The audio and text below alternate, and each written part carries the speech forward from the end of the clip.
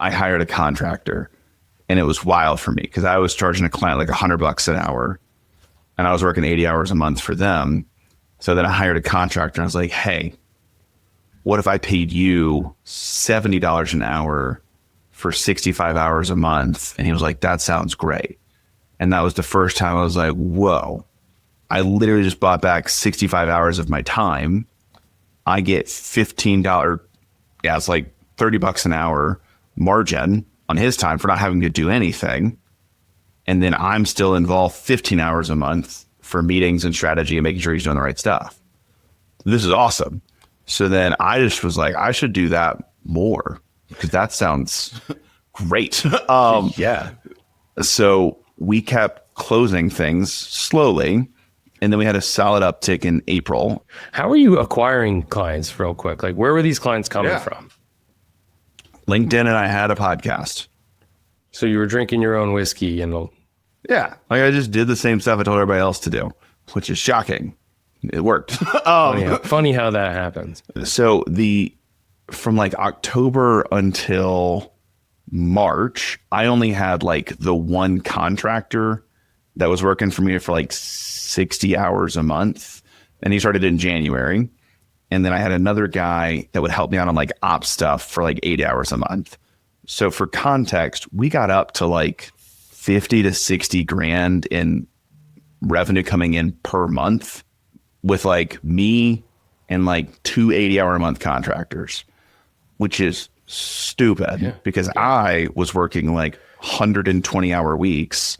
And then my loving wife, who was postpartum, was working 20 to 30 hours for free editing podcasts.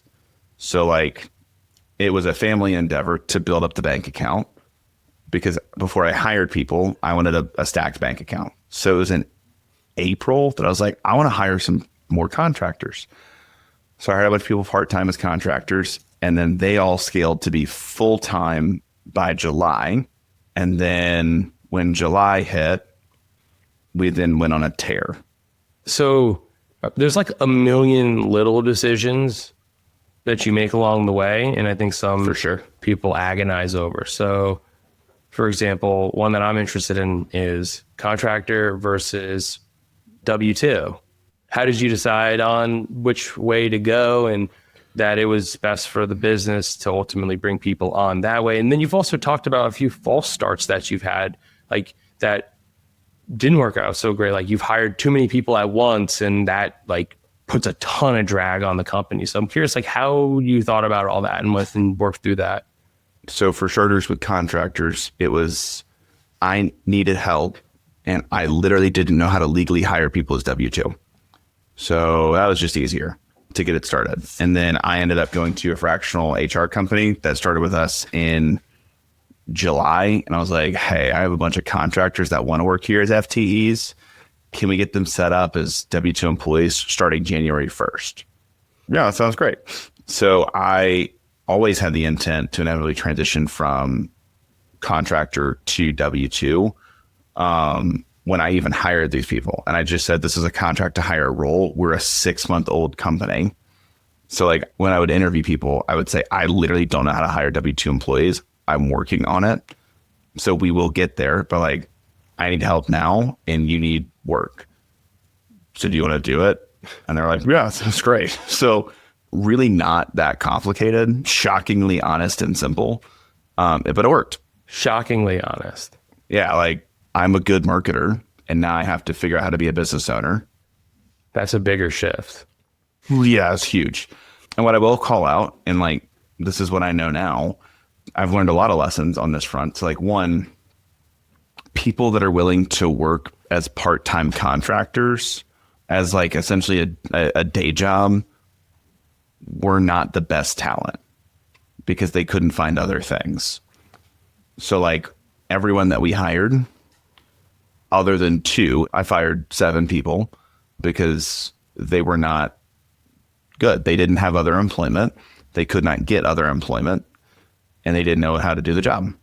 So this is interesting. And I've seen this play out in 2 ways. One is the way that you're describing. The other way is actually that you end up building a business with what I describe as like an army of entrepreneurs, like the high caliber, like high octane people who are highly motivated. Not that W-2 employees aren't, but like, as you know, being an entrepreneur, it's a different game to play. And the work you have to do to keep going, like you have to earn your business every single day in a different way. And so I've found that some people have been very successful with like that army of entrepreneurs to kind of not own a portion of their portfolio, but like, for lack of a better term, right? They have a solid chunk of their time dedicated to their business and their clients. So what I would throw out is I did not hire what I would refer to as like professional contractors or freelancers. I hired people that were W-2 employees previously and either did this as a side hustle or didn't have another job, and they were not entrepreneurial in their mindset. It was more of a tax status for them.